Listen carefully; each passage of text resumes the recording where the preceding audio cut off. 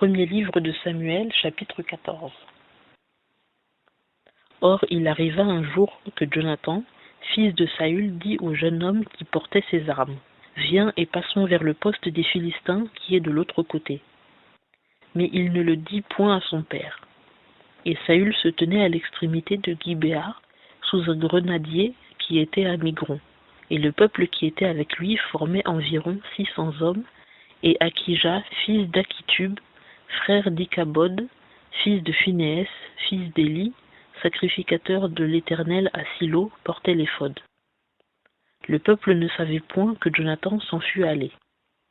Or, entre les passages par lesquels Jonathan cherchait à passer jusqu'au poste des Philistins, il y avait une dent de rocher d'un côté et une dent de rocher de l'autre. L'une s'appelait Botsets et l'autre Séné. L'une de ces dents est au nord, vis-à-vis de Micmash, et l'autre au midi, vis-à-vis de Géba. Et Jonathan dit au jeune homme qui portait ses armes, « Viens, passons vers le poste de ces incirconcis. Peut-être que l'Éternel agira pour nous, car rien n'empêche l'Éternel de délivrer avec beaucoup de gens ou avec peu. » Et celui qui portait ses armes lui dit, « Fais tout ce que tu as au cœur. Vas-y, j'irai avec toi où tu voudras. » Et Jonathan lui dit, « Voici, nous allons passer vers ces hommes, et nous nous montrerons à eux. S'ils nous disent, attendez jusqu'à ce que nous soyons venus à vous, alors nous demeurerons à notre place, et nous ne monterons point vers eux. Mais s'ils disent, montez vers nous, alors nous monterons, car l'Éternel les aura livrés entre nos mains, que cela nous serve de signe. » Ils se montrèrent donc tous deux au poste des Philistins, et les Philistins dirent, « Voilà les Hébreux qui sortent des antres où ils s'étaient cachés. » Et les hommes du poste crièrent à Jonathan et à celui qui portait ses armes, et dirent, « Montez vers nous, et nous vous montrerons quelque chose. » Alors Jonathan dit à celui qui portait ses armes, « Monte après moi, car l'Éternel les a livrés entre les mains d'Israël. » Et Jonathan monta en s'aidant des mains et des pieds, suivi de celui qui portait ses armes, et les Philistins tombèrent devant Jonathan, et celui qui portait ses armes les tuait derrière lui. Et cette première défaite que fit Jonathan et celui qui portait ses armes fut d'environ 20 hommes, tués sur un espace d'environ la moitié d'un arpent de terre. Et il y eut grand effroi au camp, dans la montagne et parmi tout le peuple. Le poste et ceux qui étaient allés faire du dégât furent effrayés eux aussi, et le pays trembla, ce fut comme une frayeur envoyée de Dieu. Et les sentinelles de Saül qui étaient à Gibéa de Benjamin regardèrent, et voici, la multitude s'écoulait et s'en allait en déroute.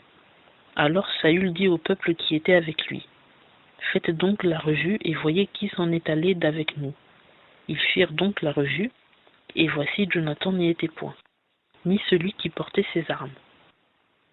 Et Saül dit à Akija, « Fais approcher l'arche de Dieu, car l'arche de Dieu était ce jour-là avec les enfants d'Israël. » Mais il arriva, pendant que Saül parlait au sacrificateur, que le tumulte qui était au camp des Philistins allait croissant de plus en plus, et Saül dit au sacrificateur, « Retire ta main. » Et Saül et tout le peuple qui était avec lui fut assemblé à grands cris, et ils vinrent jusqu'au lieu du combat. Et voici, les Philistins avaient l'épée tirée les uns contre les autres, c'était un désordre extrême. Or les Philistins avaient, comme auparavant, des Hébreux qui étaient montés des environs avec eux dans le camp, mais eux aussi se joignirent aux Israélites qui étaient avec Saül et Jonathan. Et tous les Israélites qui étaient cachés dans la montagne d'Éphraïm, ayant appris que les Philistins fuyaient, s'attachèrent eux aussi à leur poursuite dans la bataille. En ce jour-là, l'Éternel délivra Israël, et la bataille s'étendit jusqu'au-delà de Beth-Aven. En ce jour-là, les Israélites furent harassés. Or Saül avait fait faire au peuple ce serment disant, « Maudit soit l'homme qui prendra de la nourriture jusqu'au soir, jusqu'à ce que je me sois vengé de mes ennemis. » Et tout le peuple ne goûta d'aucune nourriture. Cependant, tout le peuple du pays vint dans une forêt où il y avait du miel à la surface du sol. Le peuple entra donc dans la forêt et vit le miel qui coulait, mais nul ne porta la main à sa bouche, car le peuple respectait le serment. Or Jonathan n'avait point entendu lorsque son père avait fait jurer le peuple, et il étendit le bout du bâton qu'il avait à la main, le trempa dans un rayon de miel, et ramena sa main à sa bouche, et ses yeux furent éclaircis. Alors quelqu'un du peuple prit la parole et dit, « Ton père a fait expressément jurer le peuple, en disant, « Maudit soit l'homme qui prendra aujourd'hui de la nourriture. » Et le peuple est fatigué. Et Jonathan dit, « Mon père a troublé le pays. Voyez donc comme mes yeux se sont éclaircis pour avoir goûté un peu de ce miel. » Certes, si le peuple avait aujourd'hui mangé de la dépouille de ses ennemis qu'il a trouvés, combien la défaite des Philistins n'aurait-elle pas été plus grande? Ils battirent donc en ce jour-là les Philistins depuis Micmash jusqu'à Ajalon, et le peuple fut extrêmement fatigué. Et le peuple se jeta sur le butin, et ils prirent des brebis, et des bœufs, et des veaux, et ils les égorgèrent sur la terre, et le peuple les mangeait avec le sang.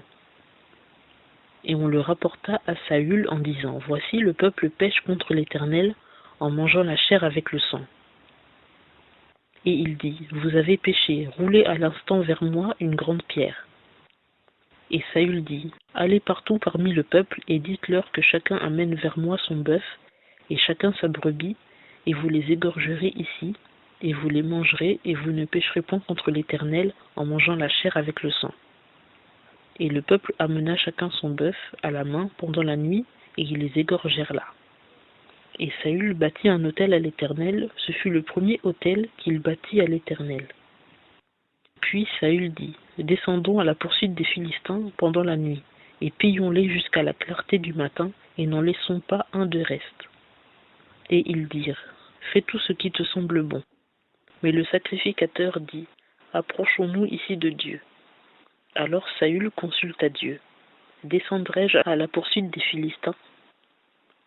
Les livreras-tu entre les mains d'Israël? » Mais il ne lui donna point de réponse ce jour-là.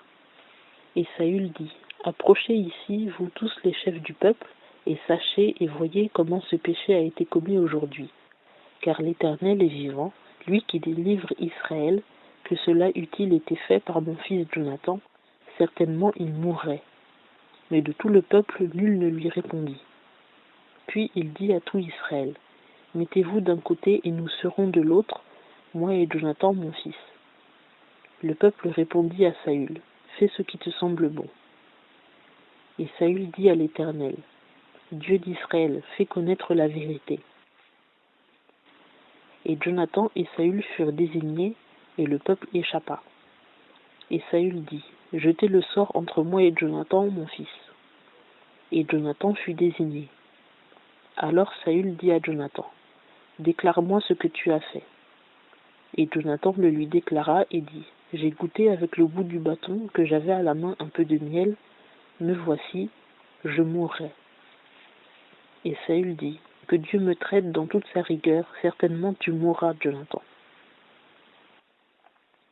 Mais le peuple dit à Saül, « Jonathan qui a opéré cette grande délivrance en Israël, mourrait-il? Cela ne sera point, l'Éternel est vivant. Il ne tombera pas à terre un seul des cheveux de sa tête, car c'est avec Dieu qu'il a agi en ce jour. » Ainsi le peuple délivra Jonathan, et il ne mourut point. Puis Saül s'en retourna de la poursuite des Philistins, et les Philistins s'en allèrent dans leur pays. Saül régna donc sur Israël, et fit la guerre de tous côtés contre ses ennemis, contre Moab et contre les Ammonites, contre Édom, contre les rois de Tsoba et contre les Philistins. Partout où il se tournait, il portait la terreur. Il déploya de la vaillance et battit Amalek, et délivra Israël de la main de ceux qui le pillaient. Or, les fils de Saül étaient Jonathan, Jishui et Malkishua. Et quant au nom de ces deux filles, le nom de l'aînée était Mérab, et le nom de la cadette Michal. Et le nom de la femme de Saül était Akinoam, fille d'Akimaatz. Et le nom du chef de son armée était Abner, fils de Ner, oncle de Saül. Et Kis, père de Saül, et Ner, père d'Abner, étaient fils d'Abiel. Et pendant tout le temps de Saül, il y eut une guerre violente contre les Philistins. Et dès que Saül voyait quelque homme fort, et quelque homme vaillant, il le prenait auprès de lui.